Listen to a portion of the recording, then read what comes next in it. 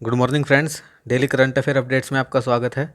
चलिए देखते हैं आज के कुछ महत्वपूर्ण प्रश्न। ग्लोबल डे ऑफ पेरेंट्स किस तारीख को बनाया गया? 30 मई, 31 मई, 1 जून या 2 जून? बताइए।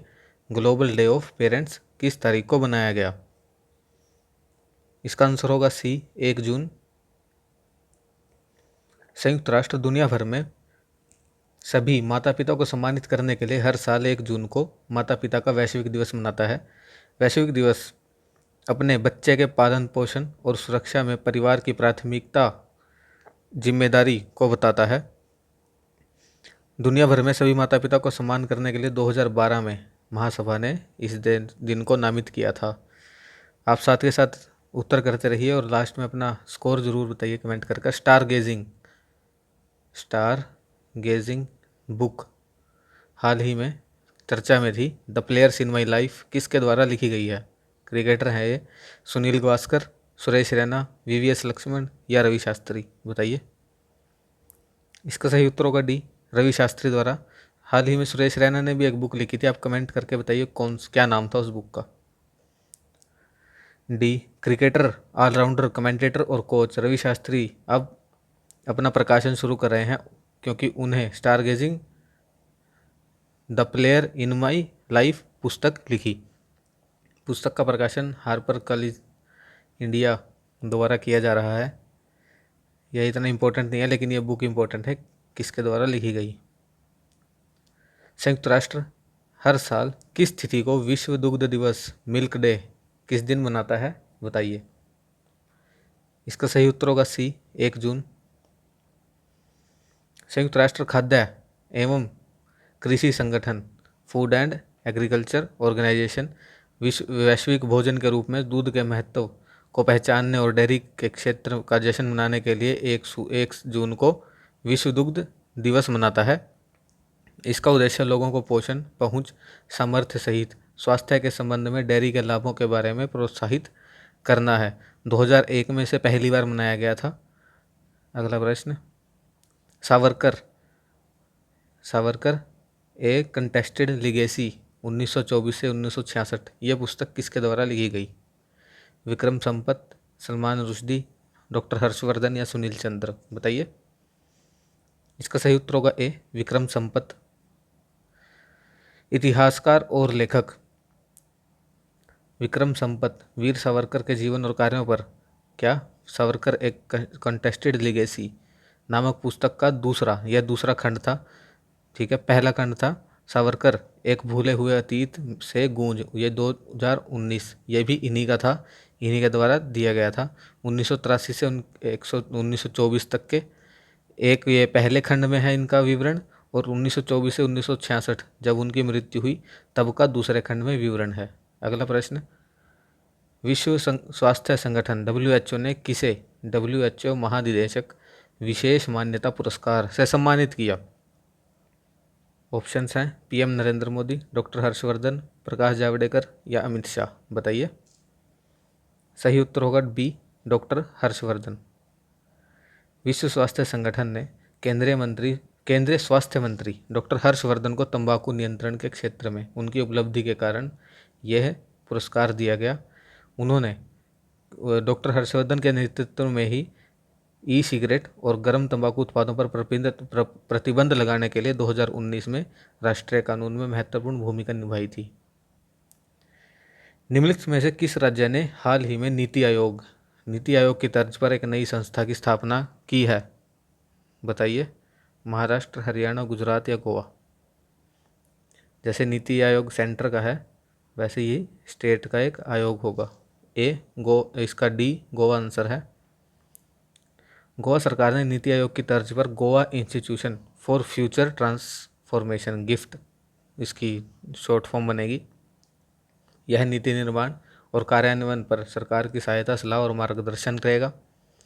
स्वायत्तता प्राप्त करने के लिए भारत के संविधान के अनुच्छेद 309, आप बताइए अनुच्छेद 309, इसको जरूर पढ़िए, यह न्यूज़ में आ गया, के तहत इसका समर्थन किया जाएगा। गिफ्ट गोवा के ज्ञान केंद्र के रूप में भी कार्य करेगा। और योजना आयोग देख लेते हैं। योजना आयोग को ख़त्म करके ही हमारा नीति आयोग अस्तित्व में आया था 2017 में। आयोग के पदेन सदस्य कौन कौन थे? वित्त मंत्री, कृषि मंत्री, स्वास्थ्य मंत्री, गृह मंत्री, रसायन और उर्वरक मंत्री, कानून मंत्री, सूचना प्रौद्योगिकी मंत्री और योजना राज्य मंत्री और मानव संसाधन विकास मंत्री। ये योजना आयोग के वो होता करते थे सदस्य। अगला प्रश्न, एमबी टैग। एमबी टैग ये देश का पहला तापमान डेटा लॉगर है, किस संस्थान द्वारा बनाया गया? आईआईटी मुंबई, मद्रास, रोपड़ या गुवाहाटी? बताइए। सही उत्तर होगा सी, आईआईटी रोपड़। है क्या है एमबी टैग? एमबी टैग को यूएसबी डिवाइस के आकार का बनाया गया है। यह लगातार अपने आसपास के तापमान को रिकॉर्ड करता है। यह बाजार में उपलब्ध अन्य उपकरणों के विपरीत 90 दिनों तक -40 से +80 डिग्री तक का तापमान पता लगा सकता है, जबकि अन्य उपकरण 30 से 60 ही दिनों तक का पता लगा सकते हैं। यूएसबी को कंप्यूटर द्वारा जोड़कर डाटा को प्राप्त किया जा सकता है। लॉगर में दर्ज जो तापमान है यह जानने में मदद करेगा कि दुनिया में कहीं से भी परिवहन की जाने वाली विशेष वस्तु अभी भी प्रयोग करने लायक है या तापमान भिन्नता के कारण नष्ट हो गई है, जैसे कि कोविड-19 वैक्सीन, अंगों और रक्त परिवहन सहित टीकों का महत्वपूर्ण हो जाएगी इस संबंध में। यह निम्नलिखित में से किस संस्थान ने स्मार्ट विंडो विकसित की जो गर्मी की मात्रा को प्रभावी ढंग से नियंत्रित कर सकती है? आईआईटी मुंबई, मद्रास, गुवाहाटी या रोपड़? बताइए। इसका उत्तर होगा सी, गुवाहाटी। आईआईटी गुवाहाटी के शोधकर्ताओं ने एक स्मार्ट विंडो सामग्री विकसित की है जो एक लागू वोल्टेज के जवाब में गर्मी और प्रकाश की मात्रा को प्रभावी ढंग से नियंत्रित करती है। मतलब यह जो विंडो होगी, खिड़की होगी, यह अंदर प्रकाश कम और ऊष्मा भी कम आने देगी, जिससे कि हमें जो अंदर की हमारी बिजली की खपत है वो बचेगी। अगला प्रश्न, राजद्रोह कानून हाल ही में न्यूज़ में था, सुप्रीम कोर्ट का फैसला आया, इसके बारे में कथन। भारतीय दंड संहिता आईपीसी की धारा 124 जो राजद्रोह से संबंधित है, यह एक गैर जमानती अपराध है। दूसरा, यह थॉमस बम्बिंगटन मैकाले द्वारा तैयार किया गया था, 1870 में आईपीसी में शामिल किया गया। बताइए कौन सा सही है? इसका उत्तर होगा सी, दोनों ही कथन सही है। आप इनको ये कथन तो हमें याद ही रखने हैं। अगला, सुप्रीम कोर्ट ने कहा कि यह देशद्रोह की सीमा को परिभाषित करने का सही समय आ गया है क्योंकि इसका बहुत ही दुरुपयोग हो रहा है, सेडिशन। इस कानून के तहत आरोपित व्यक्ति अगर आरोप सिद्ध हो गया तो व्यक्ति सरकारी नौकरी के लिए आवेदन नहीं कर सकता, पासपोर्ट नहीं रहेगा उसके पास और आवश्यकता पड़ने पर खुद को अदालत में पेश करना होगा। महात्मा गांधी जी ने इस धारा को नागरिक की स्वतंत्रता को दबाने के लिए डिज़ाइन किए गए आईपीसी के राजनीतिक वर्ग के राजकुमार की तरह कहा। जवाहरलाल नेहरू जी ने भी इसे अप्रिय और अत्यधिक आपत्तिजनक कहा और जितनी जल्दी हमें इससे छुटकारा पा लें उतना अच्छा होगा, यह कहा था। राष्ट्रीय मानवाधिकार आयोग एनएचआरसी, इसके बारे में कथन। यह 12 अक्टूबर 1993 को स्थापित एक वैधानिक निकाय है। दूसरा, इसके अध्यक्ष जो हैं वो भारत के सेवानिवृत्त मुख्य न्यायाधीश या सर्वोच्च न्यायालय के न्यायाधीश होते हैं। बताइए कौन सा सही है? सही उत्तर होगा सी, दोनों, 1 और 2 ठीक है। यह मानवाधिकार संरक्षण अधिनियम PHRA 1993 के तहत 12 अक्टूबर 1993 को स्थापित एक वैधानिक निकाय है। अधिनियम राज्य मानवाधिकार आयोग के निर्माण के लिए भी प्रावधान करता है। अध्यक्ष कौन होंगे? सेवानिवृत्त मुख्य न्यायाधीश या सर्वोच्च न्यायालय के न्यायाधीश, और राष्ट्रपति द्वारा यह चुने जाएंगे। और कौन सी समिति? 6 सदस्यीय समिति की सिफारिश पर उस समिति के सदस्य प्रधानमंत्री, प्रमुख, हेड, लोकसभा अध्यक्ष, राज्यसभा के उपसभापति और संसद के दोनों सदनों के विपक्ष के नेता, संघ गृह मंत्री होंगे। 3 साल का अवधि का इसका जो वो होगा, पद पर रहेंगे ये, या फिर 70 साल की आयु तक, जो भी पहले हो। किस देश में सेक्सिंग डुई शहर में 6 बलि के गड्ढे खोदे गए? 6 सैक्रिफिशियल पिट, बलि देने वाले गड्ढे किस देश में मिले? जापान, दक्षिण कोरिया, वियतनाम या चीन? बताइए। सही उत्तर होगा चीन में। चीन के शहर में। पुरातत्वविदों ने हाल ही में इस शहर में 6 बलि के गड्ढों की खोज की, साथ में सोने कांसों के मुकुट साथ 500 कलाकृतियां भी मिली। बीजिंग से यह 1500 किलोमीटर दक्षिण पश्चिम में स्थित है। कलाकृतियां करीब 3000 साल पहले की हैं। उस टाइम चीन में शू साम्राज्य का शासन था। विच स्टेट हाई कोर्ट, किस राज्य के उच्च न्यायालय ने राज्य में मुसलमानों को दी जाने वाली 80% छात्रवृत्ति को असंवैधानिक करार दिया है? तेलंगाना, उत्तर प्रदेश, महाराष्ट्र या केरल? बताइए। सही उत्तर होगा डी, केरल उच्च न्यायालय ने। अगला प्रश्न, डेंगू के संबंध में हमें कथनों पर विचार करना है कि डेंगू एक मच्छर जनित उष्णकटिबंधीय बीमारी है। डेंगू वायरस के कारण होती है। संक्रमित एंडीज प्रजाति के मच्छर के काटने से लोगों में फैलती है। यहाँ और ऐड कर दीजिए, यहाँ पे मादा मच्छर। डेंगू के पहले टीके क्या डेंगवैक्सिया को अमेरिकी खाद्य एवं औद्योगिकी प्रशासन द्वारा 2019 में अनुमोदित किया गया? बताइए कथन सही का। इसका उत्तर होगा सी, हमारे दोनों कथन ही सही हैं। आप याद रखना, डेंगू की पहली वैक्सीन डेंगवैक्सिया अमेरिका ने 2019 में खोज की। हाल ही में माउंट एवरेस्ट फतह करने वाले पहले नेत्रहीन एशियाई कौन बने? झांग होंग, सांग यिनहंग, फुंजो झांगसू लामा या कोई नहीं? देखिए इसका उत्तर होगा ए, झांग होंग। ये थी जिन्होंने सबसे तेज करीब 25 घंटों में, ये कहाँ की हैं? हांगकांग की। तो ए हमारा आंसर होगा यहाँ पर, ये हैं वे।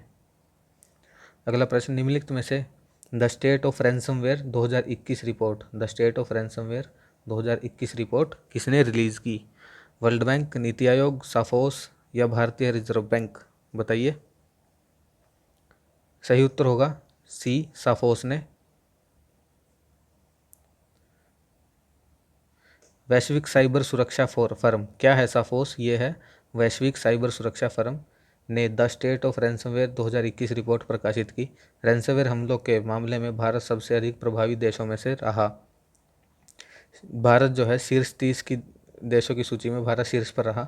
पिछले 12 महीने में 68% भारतीय संगठन रैंसमवेयर की चपेट में आ गए। रैंसमवेयर क्या है? एक साइबर अटैक है, ऑनलाइन साइबर अटैक होता है। हालांकि यह प्रतिशत 82% जो कि 2020 में थी उससे कम है। और इससे होता क्या है? वित्तीय प्रभाव पड़ते हैं रैंसमवेयर से। निम्नलिखित में से किस टेनिस खिलाड़ी ने रोलैंड गैरोस 2021 टूर्नामेंट, जिसे कि फ्रेंच ओपन भी कहते हैं, फ्रेंच ओपन से वापसी की घोषणा की? जोहाना कोंटा, नोआमी ओसाका और सेरेना विलियम्स या जे ब्रैडी? बताइए। सही उत्तर है बी, नोआमी ओसाका जापान की।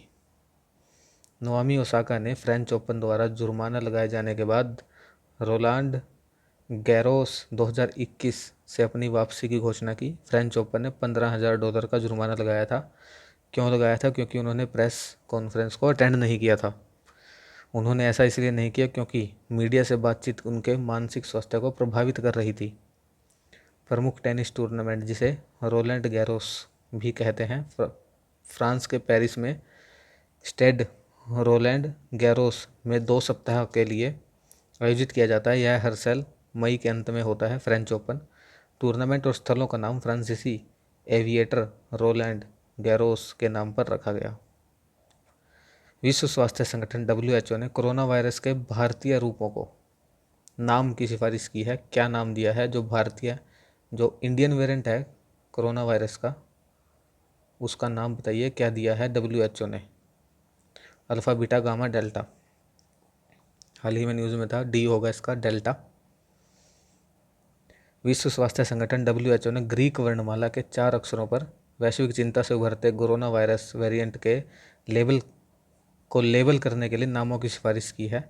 जो इंडियन वेरिएंट है उसका साइंटिफिक नेम तो है B16172 वेरिएंट, जो कि भारत का है, उसे डेल्टा नाम दिया है। जो ब्रिटेन का है उसे अल्फ़ा नाम दिया है। मौजूदा वैज्ञानिक नामाकरण प्रणाली जारी रहेगी, लेकिन नए नाम केवल उन देशों में सार्वजनिक चर्चा में सहायता करेंगे जहां वेरिएंट की पहचान की गई थी। तो दोस्तों, ये था आज का हमारा लास्ट प्रश्न। आपका स्कोर क्या हुआ वो ज़रूर कमेंट बॉक्स में कमेंट करके ज़रूर बताइए। धन्यवाद। आपका दिन शुभ रहे।